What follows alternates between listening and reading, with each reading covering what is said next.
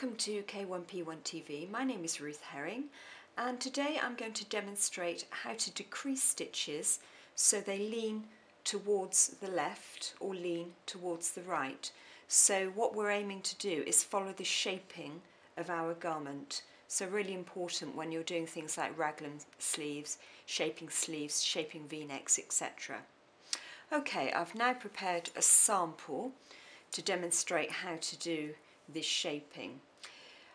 On this side we're going to have the stitches leaning towards the left, and on the knit row we do that by using a technique called skpo, which means slip a stitch, knit a stitch, pass the slip stitch over.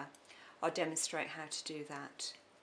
So we're doing this just in from the edge. So I'm knitting the first stitch. The next stitch I put the needle in as if to knit, but I just take the stitch off. The next stitch I knit again, and then the slipped stitch I pick up and keep hold of this thread here because we don't want the stitches to move. So support the thread and then take that slip stitched over, so we're casting it off. So we've decreased a stitch and the decreases are leaning towards the left. Right, I'm now going to work along the row until I have 3 stitches left at the other end. 2 of the stitches we're going to decrease, and then the last stitch I'm just going to knit. Now on this side we decrease by doing knit 2 together.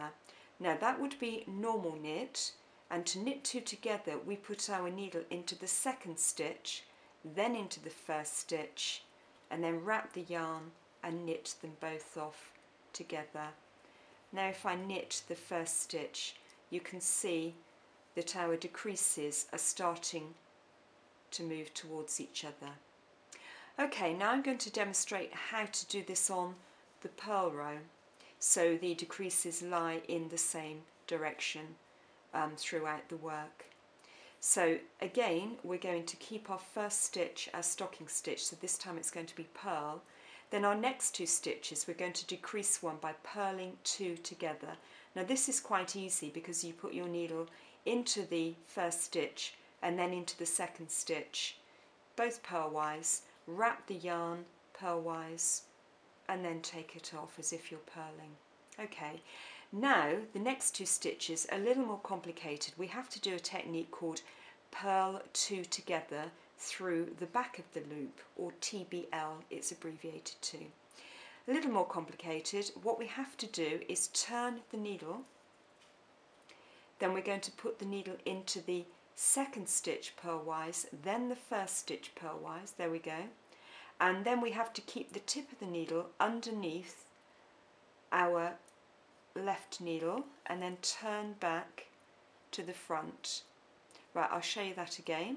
So turn the left needle, put our right needle through the second stitch first, then the first stitch, but the secret is to keep the point of the needle underneath the left hand needle, so when you turn it back it's in place, ready to then purl off to the back. Now I'm going to purl the last stitch.